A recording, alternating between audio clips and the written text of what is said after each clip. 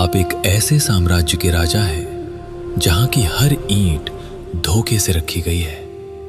सदा से ये माना जाता है कि सत्ता और गद्दी के लिए लोग अपनों का खून तक बहा देते हैं। लेकिन क्या आपने कभी किसी ऐसे राजा की कथा सुनी है जिसने अपने धर्म और अपनी आत्मा की शांति के लिए अपना पूरा साम्राज्य, अपना राजपाट और अपनी सगी मां तक को हमेशा के लिए त्याग दिया हो?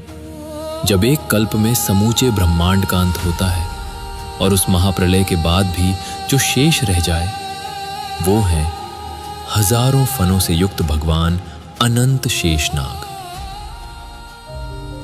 कथा शुरू होती है महर्षि कश्यप की दो पत्नियों से, कद्रु और विंता। जहां माता विंता ने अरुण और गरुड़ जी को जन्म दिया, तो वहीं माता कद्रु की कोख से 1000 तेजस्वी नागों का जन्म हुआ, जिनमें वासुकी, तक्षक, करकोटक, प्रलंब, महापद्म, निष्टानक, शंखपिंड और महामंथरक जैसे प्रमुख नाग शामिल थे।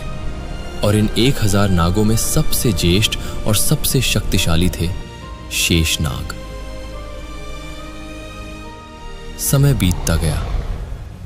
ज्येष्ठ पुत्र होने के नाते जब समय आया तो नागलोक का सिंहासन और नागराज का मुकुट सीधे शेषनाग को सौंप दिया गया। लेकिन अफसोस, यह राज मुकुट उनके लिए किसी वरदान से ज्यादा एक श्राप बन गया। शेषनाग जन्म से ही परम ज्ञानी और धर्म के मार्ग पर चलने वाले थे।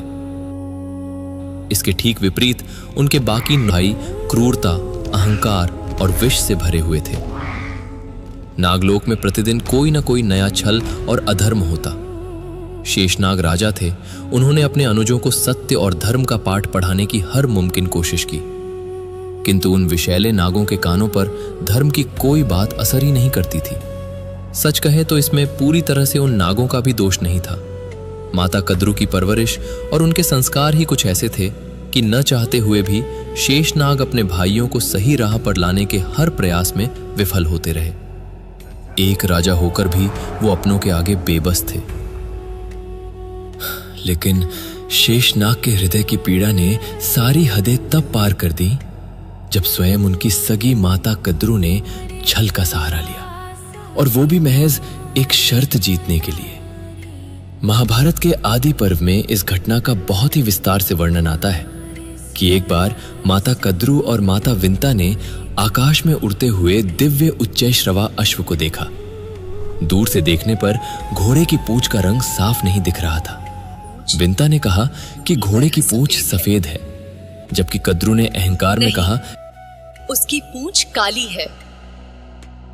इसी बात पर दोनों बहनों में दांव लग गया कि जो भी हारेगी वो जीवन भर जीतने वाली की दासी बनकर रहेगी। अपनी हार को सामने देख कद्रु ने शर्त जीतने के लिए अपने नाग पुत्रों को आदेश दिया कि वे काले बाल बनकर उस दिव्य घोड़े की पूंछ पर लिपट जाए, ताकि पूंछ काली दिखे और वो अपनी ही बहन विंता को दासी बना सके। जब कुछ नागों ने इस महापाप और अधर्म का हिस्सा बनने से मना कर दिया, तो माता कद्रु ने क्रोधित होकर अपने ही पुत्रों को एक भयंकर श्राप दे दिया। तुम सभी भविष्य में राजा जन्मेजय के सर्प यज्ञ की अग्नि में जलकर भस्म हो जाओगे।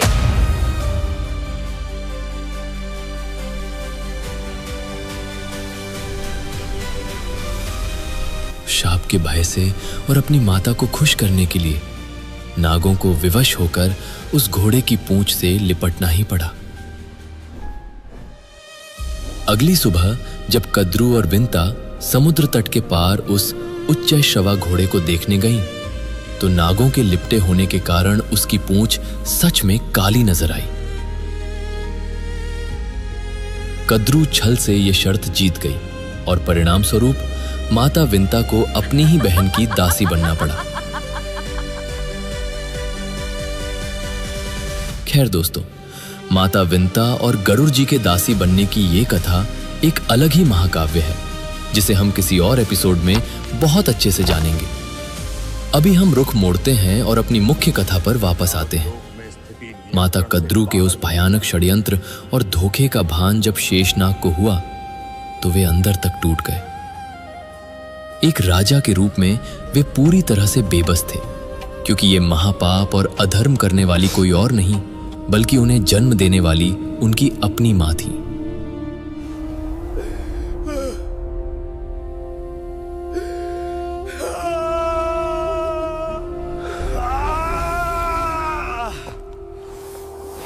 शेषनाग से ये घोर अनर्थ देखा न गया, और जब उन्होंने आगे बढ़कर इस छल का कड़ा विरोध किया तो सत्य बोलने की सजा उन्हें ये मिली कि उनके अपने ही परिवार ने उन्हें पराया कर दिया।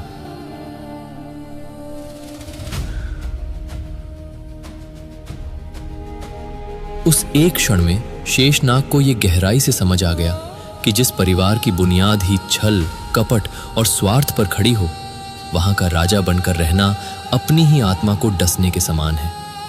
उसी क्षण बिना एक पल की देरी किए उन्होंने नागराज का वह अमूल्य ताज अपने सिर से उतार फेंका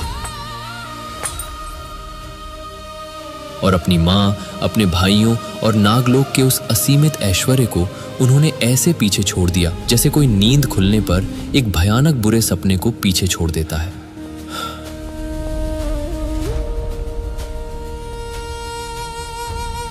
अपना सब कुछ त्याग कर शेषनाग गंधमादन पर्वत और हिमालय की बर्फीली एकांत वादियों में चले गए। उनका हृदय अपनों के धोखे का दर्द समेटे हुए था। उन्होंने लाख प्रयत्न किए उस पीड़ा को मिटाने के, किंतु उन्हें केवल एक ही रास्ता नजर आया, कठोर तपस्या। उन्होंने अपने ही शरीर को भयानक कष्ट देना शुरू कर दिया, वायु को ही अपना आहार बना लिया।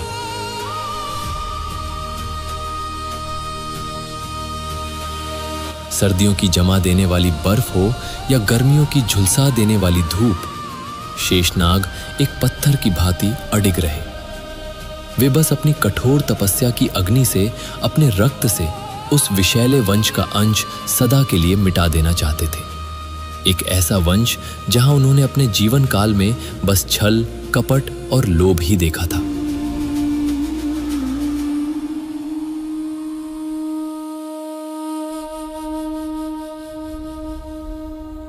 उनकी ये तपस्या इतनी भयानक थी कि उनके शरीर का मांस सूख कर हड्डियों से चिपकने लगा। उनकी इस निस्वार्थ और दर्द भरी महातपस्या के तेज से पूरा ब्रह्मांड कांप उठा, लेकिन उनके नेत्र बंद रहे और मन शांत होता चला गया, बस एक अनंत शांति की ओर। सप्ताह बीते, महीने गुजरे और फिर कई वर्ष बीत गए और अंततः वह क्षण आया जब सृष्टि के रचयिता स्वयं परमपिता ब्रह्मा जी शेषनाग के समक्ष प्रकट हुए।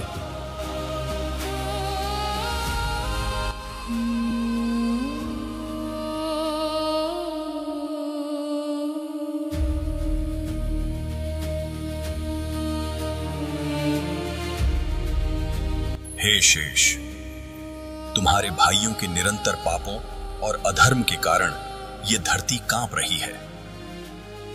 ये धरा अपना संतुलन खो रही है। प्रभु, मैं ये भली भांति जानता हूं, मेरे हृदय में अपनों के कृत्यों की भारी ग्लानि है। कृपया मुझे सही मार्ग प्रशस्त करें। मुझे बताएं कि मेरे जीवन का क्या उद्देश्य है। तुम्हारी आत्मा पवित्र है, तुम्हारे भीतर असीमित धैर्य है, इसलिए मैं तुम्हें एक महान दायित्व सौंपता हूं। मैं तुम्हें इस पूरी पृथ्वी का भार सौंपता हूं।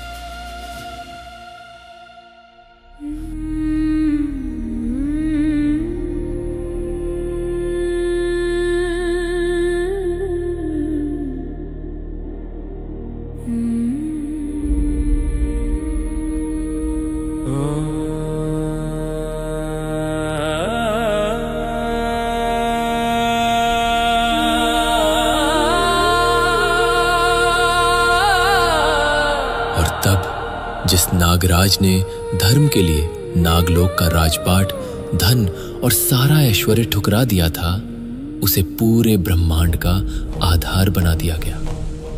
उन्होंने पाताल में जाकर अपने अनंत फनों पर इस पूरी पृथ्वी को धारण कर लिया।